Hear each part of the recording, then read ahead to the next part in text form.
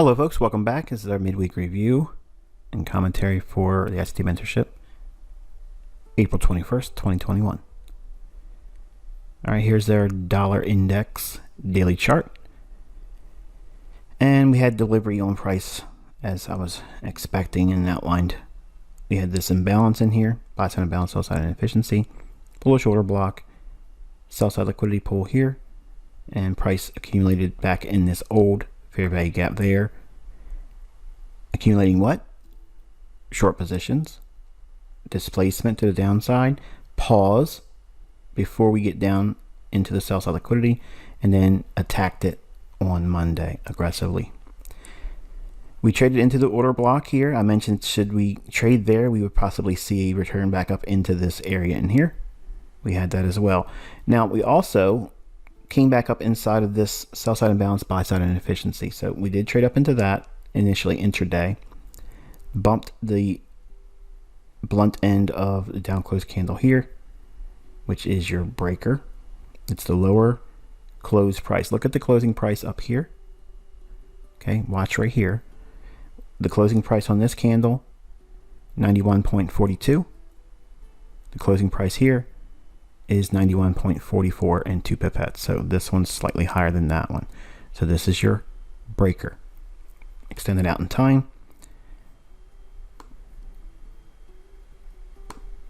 Right there.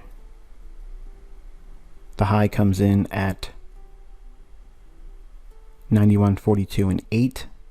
And again, the close here is 91.42 even. So it's bumping that and does not get up to this candle's closing price. Okay, so there's a difference in knowing what you're looking for the breaker. It's not a supply and demand zone, okay, that we're working with. It's a very specific price level with a very specific logic around it. The market trades up to that level there and comes off of it intraday. Now, what I'm going to be watching for, and I'm going to counsel you to watch as well, is do we continue to move lower?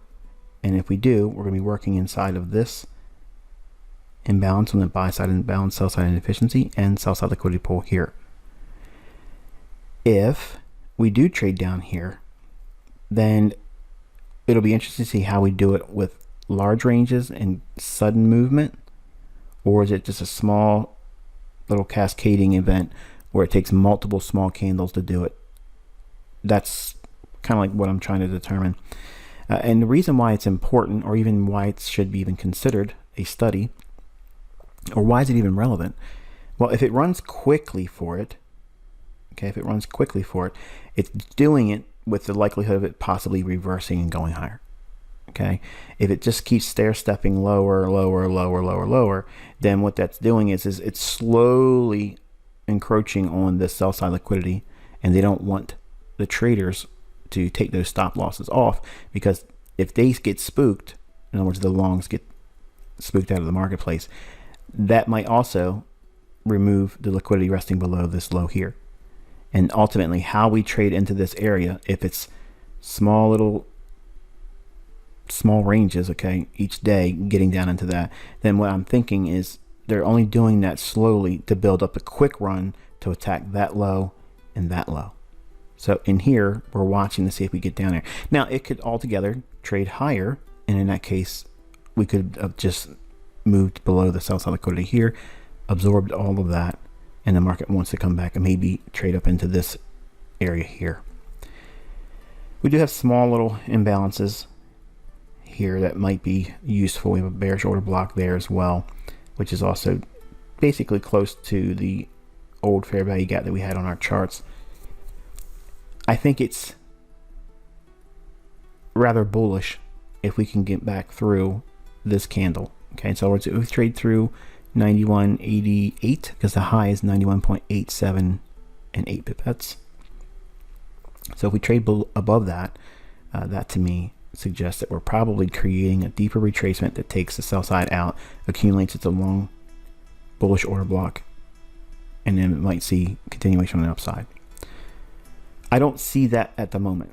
Okay, gun to my head, I'm looking for the market to trade down into this area here and higher prices on foreign currency. All right, here's the dollar index on our hourly chart. You can see we traded back up into, not entirely, but at least consequent encroachment of the sell side imbalance, buy side inefficiency. And we trade up into here, hit it, and that's that breaker on the daily level. Okay, look at the sensitivity there. Beautiful. Hits it, quickly retraces lower, attacks a short-term sell side liquidity pool.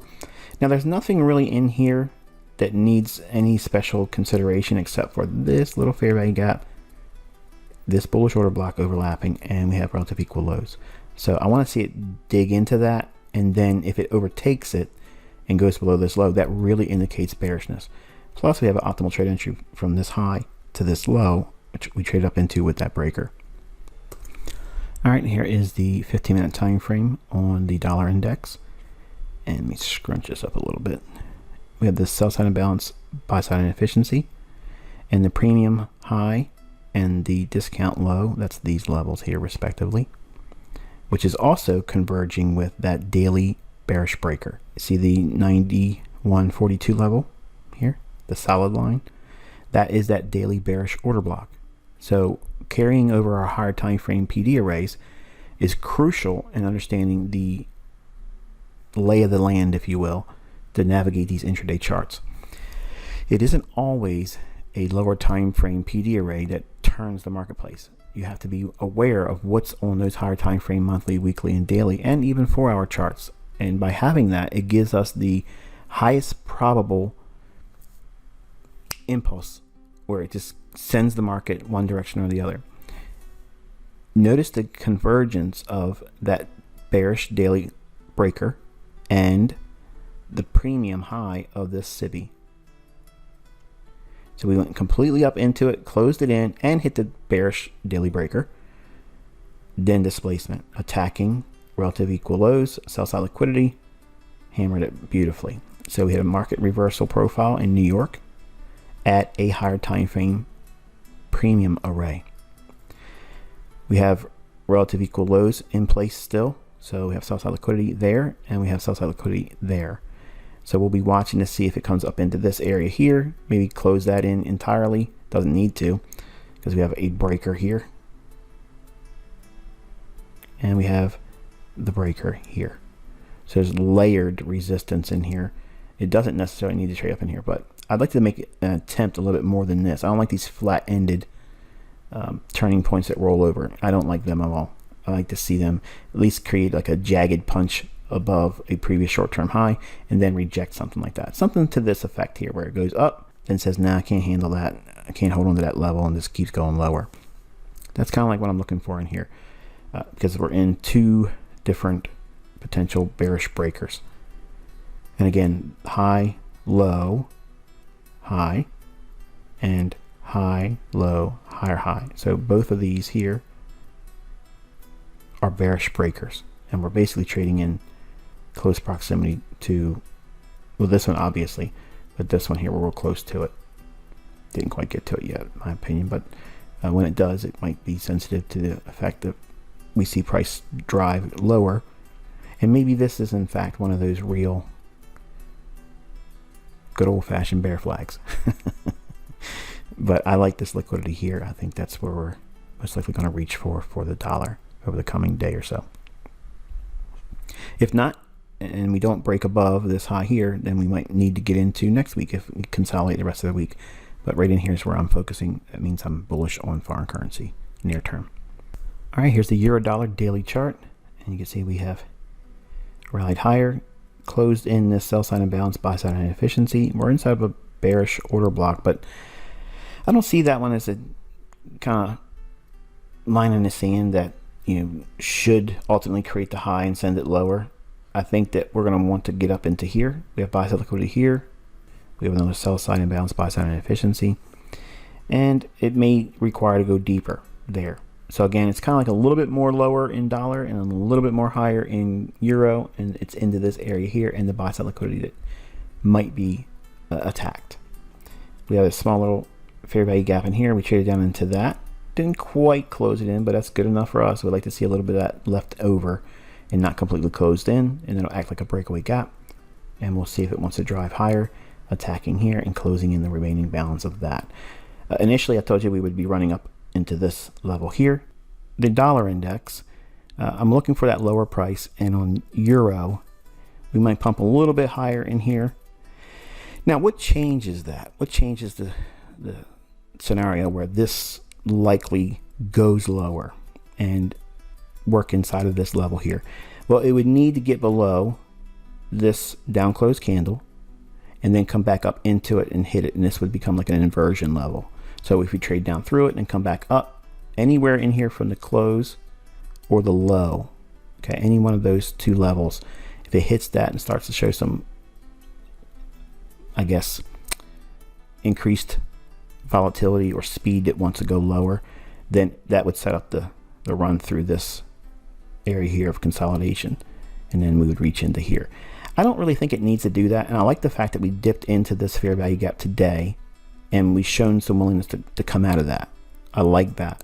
We had the Bank of Canada rate announcement today. That was pretty eventful for loonie, and loonie is the currency for Canadian dollar, so that's the name for it. It's not a nickname I've given it. I get a lot of questions. Why do they call it cable and why do they call it fiber? You can actually Google that and find out. It's not that big of a deal. But dollar CAD was the event for today, and all of those types of things. And whenever there's a bank rate announcement, it's important to note that even though it was specific to Canada, all of the interbank relationships with that currency and dollar still will be affected. Every time you have a bank rate announcement for any country, that is not limited to just that country. It goes through the dollar crosses, and you'll see reverberations through euro, you'll see it in cable, and you'll see it in Swissy, and you'll see it in Japanese yen, Australian, and New Zealand. So you'll see all of the dollar crosses affected whenever there is a rate announcement or a change, and if there's a lot of volatility. Like today, we saw a lot of volatility in Canadian dollar. That also caused a turning point in the marketplace for relatively all of the currencies. So be mindful that when you're looking at your economic calendar, and I don't include that anymore because of the time element, because it's something you should already know how to do and take note of. I don't need to do that every single week for you. And independent mind is what you should be trying to develop here. But any rate announcement for any currency or country, that will always have ripples through every dollar cross. Okay, whether it be the ones that I talk about or even pairs that I don't necessarily talk about a lot.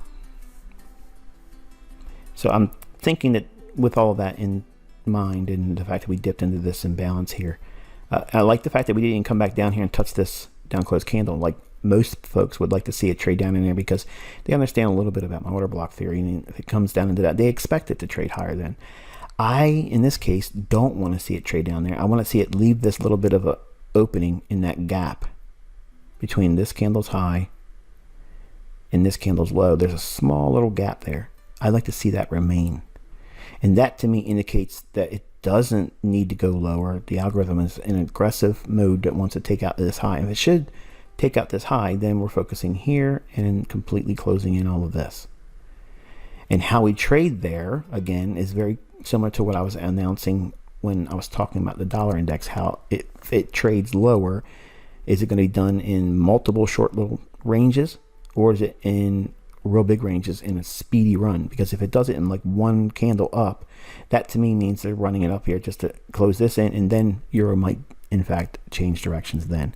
That would also give me the reason to want to go short. But right now, I'm still expecting higher prices in euro, lower prices in dollar. All right, here is the euro dollar hourly chart, and you can see we've taken out sell side liquidity here, traded back into the buy side imbalance, sell side inefficiency here, which is basically what we were looking at on the daily chart, but this is a much more refined point of view. Trades into it here. We'd like to see it leave some of it open. It did that. We rallied up. Now this could be, again, kind of like the mirror image of what I was talking about on the dollar index, where it has a potential bear flag. I teach you how to look for false flags in this mentorship. In this case, I think it might actually be a legitimate one, and that's because I'm siding with the institutional order flow on the higher time frame, and the willingness to want to go higher makes more sense in here than that of going lower. Now, obviously, if this takes this low out, then we'll be looking for a complete closure here and then attack the sell side liquidity, and then we have this over here. I don't see that now. I think it's going to go higher, and I like this little area here as well. So that might be something on the near term, that if we trade up into that level, closing that little imbalance and hit the order block, notice the butt end of that opening price here. Look at the opening price right over here. Okay, focus there. The opening price is 1.20609, and then we have the fair value gap here, which is basically an overlap of that same price. So if we trade up into that, it might be sensitive there. Okay, so it could trade up bullishly, hit this area here, and satisfy with just running there. And if it breaks down, we'll have to cross that bridge should it get there, because it might in fact not go there. And it's always potentially probable. It could be what happens. I could be wrong, but I have to tell you what I think is going to happen, and that's what I think is going to happen. I think it's going to at least go higher from here. But I'm watching this level here. So what does that mean when I say that? Am I giving myself an out to say, see, I was right, ha ha ha? Is that plan A, plan B? No. It's me saying right now, if I had a gun to my head, if I was to tell you buy or sell, I'm saying I would be more inclined to buy than to sell short. And then I would wait for it to run up into this level here. And then I would be taking well, since we're trading into Thursday tomorrow, I would be taking 50% of my trade off there and leaving the remaining 50% on to see if we can take out that high. Then I would take something out just a little bit above that, and then basically split the last remaining 50% into quarters. So I would take 25% of the remaining balance off above this high, and then as we stair step higher into that daily level I was outlining before we dropped down to the hourly chart, I would be taking partials along the way, and then finally the smallest piece being at where I think it's going to go, because we're so late in the week.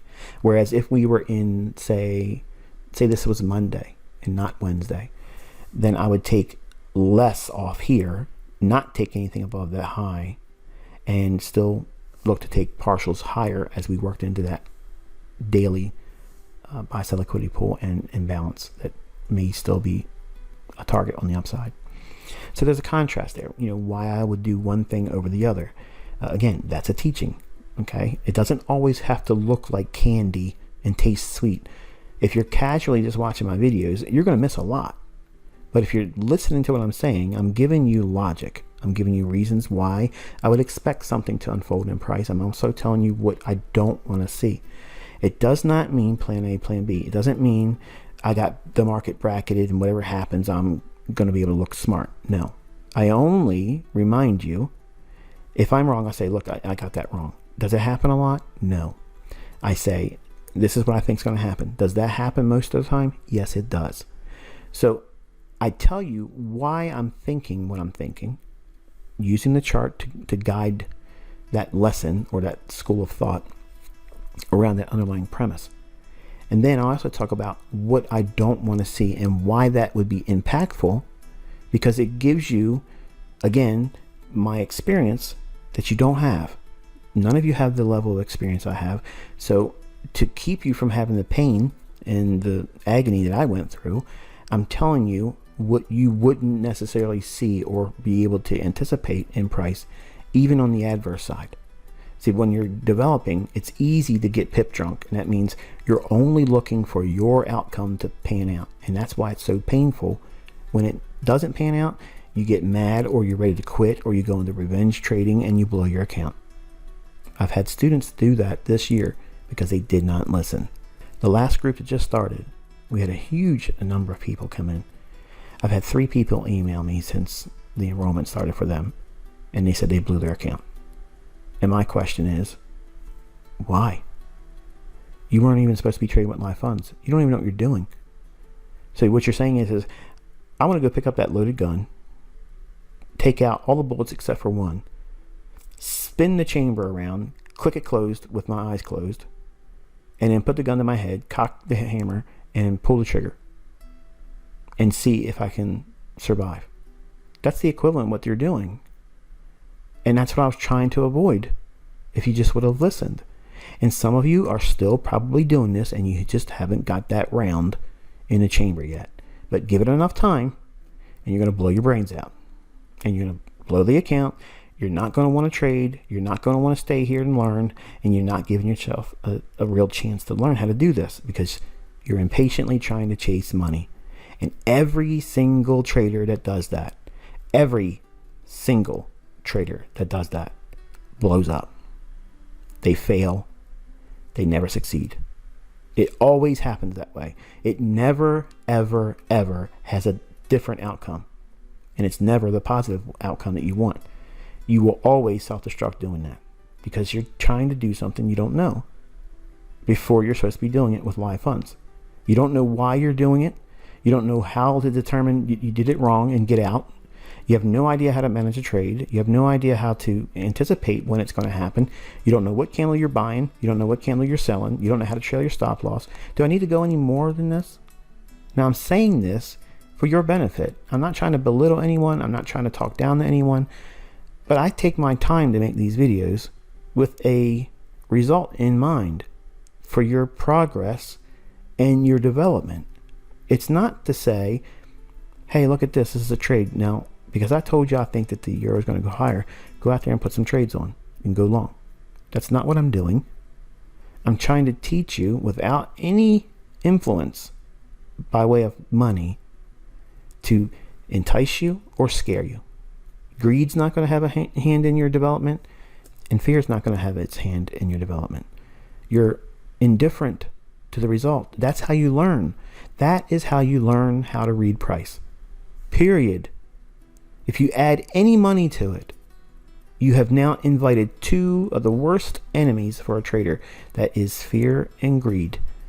And if you listen to me, I'm telling you how to keep them at bay and give yourself a chance to read and learn price. Once you know how to do that, then you can go in with a very small amount of money. And then you can beat those two demons. Because you'll have experience and say, okay, even though I'm using a live account, and even though I might lose, and even though this trade might not look like it's panning out right now, I'm going to stick to the rules. And then when it starts moving in your favor, you will have leaned on the experience that you gleaned through indifference and not the scorecard result of being right because you made money or being wrong because you lost money. If that's how you think, you're going to have trouble trading. You're never going to get where you're trying to get. You might have hit and miss results, but ultimately you won't have longevity and you're going to fail because you're trying too fast to get to money. And that is the easy part. The hard part is what I'm telling you to submit to.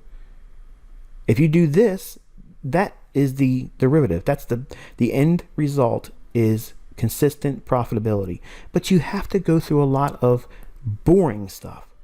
You have to learn a lot of theology. You have to learn a lot of theory and things that just don't feel good to sit through, like this video.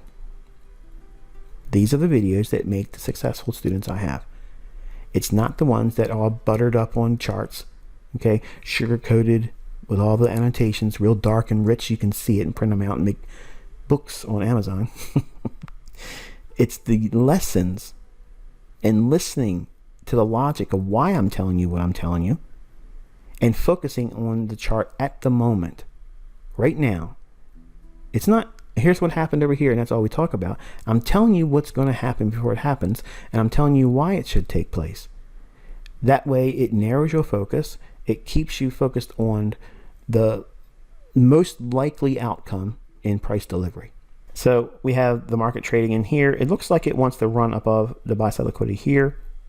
And there's a small little fair value gap, as I mentioned, on the hourly chart. That's it right here. It's a smaller little refined version of it. Buy side liquidity here, relative equal highs, and then right in there. Now, the fact that we have a high, low, and a higher high creates that breaker. So we might trade up into that. It might give us a little bit of resistance there. But all in all, I think it's more likely to go higher than it is to go lower based on what we see in the marketplace right now as the chart appears at the moment. On the annotation side, you can see that we had the London Open trade lower. We have optimal trade entry here. Trades up into the last up close candles, which is your bearish order block. Optimal trade entry in London trades lower. New York market reversal profile. Market trades higher. Attacking the buy side liquidity here. And it looks like, again, just the beginning stages of another measured move type thing. So if you take the low to the high and add it to this low here, and what I'm showing you here is a standard approach to applying swing projections just using classic price patterns like a bull flag. We have a low to the high, and then if we take that range and we add it to this low here and project it up. So we have here, here, here. It also takes us up into this level here. So we have all of these ideas that overlap with the likelihood that it could go higher. And again, that's assuming that the dollar index does in fact go lower. And I think that's going to be it for this one. Let me go over here. Yep. We did a run 30 pips above this high here, and then we had the breakdown with the breaker. We hit it. Cleared up the sell side liquidity here. The buy side imbalance, sell side efficiency. This is the premium high, discount low of that. We didn't get down entirely to it. We did get to the consequent encroachment of that midpoint of it. And then we had this reaction here, which again, I like that. I like the fact that we did not completely close in that imbalance. So I want to see it continue higher and lower on the dollar. Let's go to the cable now. All right, here's the British pound versus US dollars, our daily chart. And we have these relative equal highs in here. I said that we would be trading up into that. And if we get above that, we'll be looking to close in this area here. We did in fact have that happen, and we traded up into it yesterday. And today we had a little bit of a retracement. So we're back down inside of this buy side imbalance, sell side inefficiency. And we have the breaker. Okay, so we have this last up close candle extended out in time, traded down to a bullish breaker. So we're going to anticipate continuation on the upside and aim right in here. So again, that's in alignment with what I'm expecting on the bearish dollar. All right, here's the hourly British pound versus US dollar chart. You can see we had a nice little run up in here, and we traded down into it. We had 1, 2, 3, 4 times dug deeper, and now we have the market consolidating right here. I don't like the fact that there's really anything except for these relative equal highs here that would be easily targeted, except for this high here.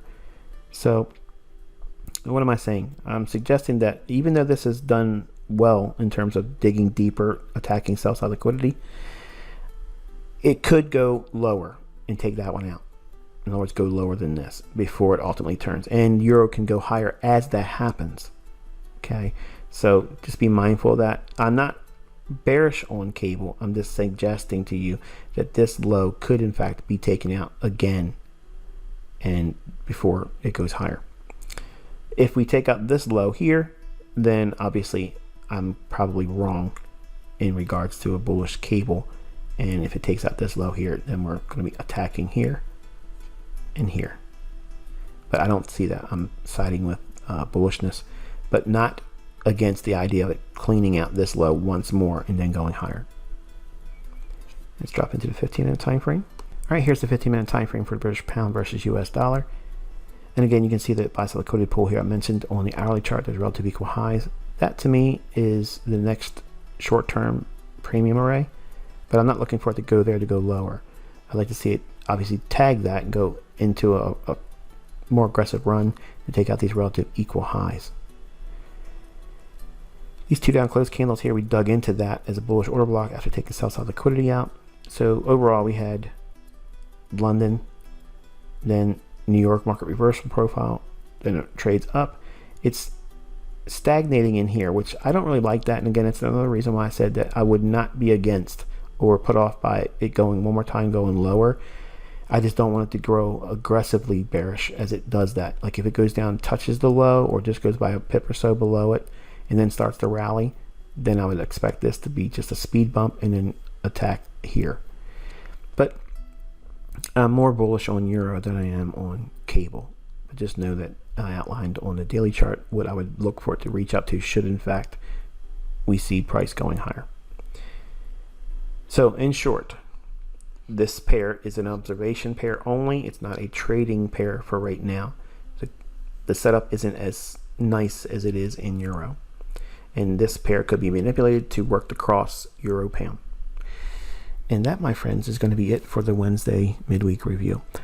And until talk to you next time this weekend, be safe.